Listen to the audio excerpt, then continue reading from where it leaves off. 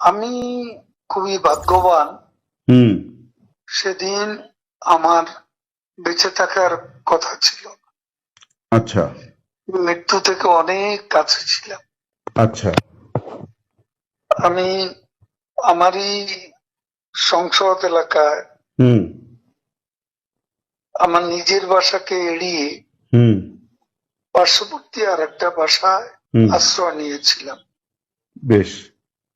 তখন চারদিক থেকে হুম মিছিল আসছিল হুম এবং এটা আসলে ছিল প্রধানমন্ত্রী হুম গণভবন কেন্দ্রিক। হুম এবং এটা আমরা অবাক হলাম যে সংসদ এলাকাতেও এটা ছড়িয়ে পড়ে হুম এবং একটা লুটপাটের হুম যে লুম্পেন স্টাইলের হুম কতগুলো ঘটনা ঘটে হুম এবং সেখানে বিভিন্ন ধরনের লোক হুম আসে এবং এদের এদের মধ্যে বেশিরভাগই হুম মনে হয়েছে এটা কোন রাজনৈতিক অভ্যুত্থান, হুম। এটা লুটপাটের অভ্যুত্থান। না, একটা কথা জিজ্ঞাসা করি, সে তো আমরা তখন সেটা দেখলাম এবং মাননীয় এখন প্রধানমন্ত্রীকেও। আমি হুম যে বাসাতে ছিলাম হুম। তারা সে বাসাতেও হামলা করে। আচ্ছা। তারা জানতো না হুম। যে সেখানে আমি আছি। আচ্ছা। আমার বাসা তারা লুটপাট করেছে, হুম কিন্তু যে বাসায় আমি গিয়ে আশ্রয় নিলাম হুম সেখানে তারা হামলা করবে এটা আমি ভাবতাম। কিন্তু সেখানেও দেখলাম যে অনেক আহ লোকজন হুম ঢুকে পড়ে এবং তারা ভাঙচুর লুটপাট হুম করতে থাকে। হুম আমি আমার স্ত্রী সহ আমরা বাথরুমে ঢুকিয়ে যাই, অনেকক্ষণ ছিলাম, প্রায় 5 ঘন্টা। হুম হুম তারপর একটা পর্যায়ে এরা তো ওই বাথরুমের ভিতর সেখানেও কমোড হুম বেসিন হুম এগুলো তো লুটপাট করেছে সব জায়গায়। সেগুলোর লোভে প্রথমত তাদেরকে আমার ওয়াইফ সেই বাথরুমের মুখে দাঁড়িয়ে হুম বারবার বলছিল যে আমি অসুস্থ, হুম এ কথা বলে তাদের ফিরিয়ে দিচ্ছে।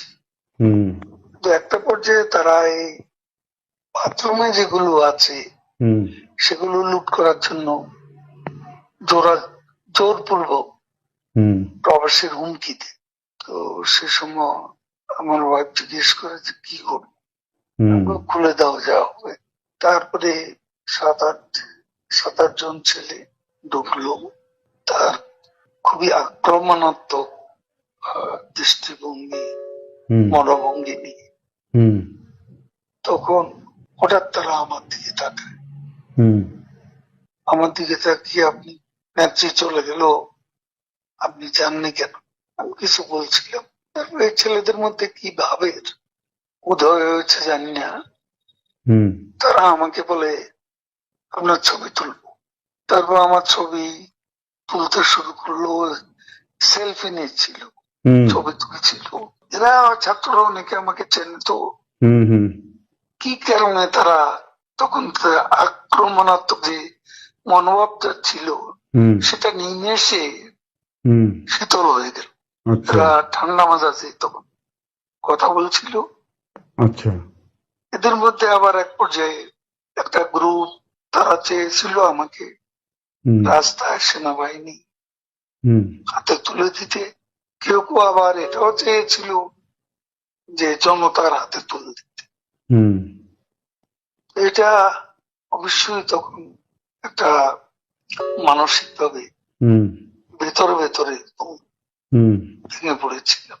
হুম এরপর এরা এদের একটা শার্ট, এদের ওই ব্যাজ, হুম লাল হুম পতাকা শোভিত হুম ব্যাজ লাগিয়ে আবার কালো একটা আহ, মুখে একটা মাস্ক হুম দিয়ে আমাকে আহ, হাঁটতে হাঁটতে হুম সংসদ এলাকা থেকে হুম বড় রাস্তা গণভবন অভিমুখী হুম। রাস্তা ওখানে নিয়ে যায়। আচ্ছা। ওখানে নিয়ে আমার হঠাৎ করে কোত্থেকে একটা একটা ট্যাক্সি আসে, হুম একটা ইজি বাইক, হুম সেটা খালি ছিল। হুম ওখানে কোনো গাড়ি ঘোড়া কিছু ছিল না। হুম ওটা হঠাৎ করে কেন যেন এসে পড়ল। হুম হয়তো আমার ভাগ্য। এরা দুজনে আমাকে নিয়ে, আমার ওয়াইফকে নিয়ে ওটাতে উঠলো আর বলতে লাগলো, ওতে তো অসংখ্য মানুষ, হুম চেক আপ সব জায়গায়। এরা বলতে লাগলো যে আমাদের চাচা চাচি অসুস্থ, হুম হাসপাতালে নিচ্ছি, হুম ডিস্টার্ব করবে না। হুম এই করে করে নিয়ে গেল একটা অনেক দূরে একটা জায়গায়। তো এটা হলো, ভাবতেও পারেনি ওরা যখন বাথরুমে ঢুকলো যে বেঁচে হুম থাক, হুম সে বেঁচে থাকাটাই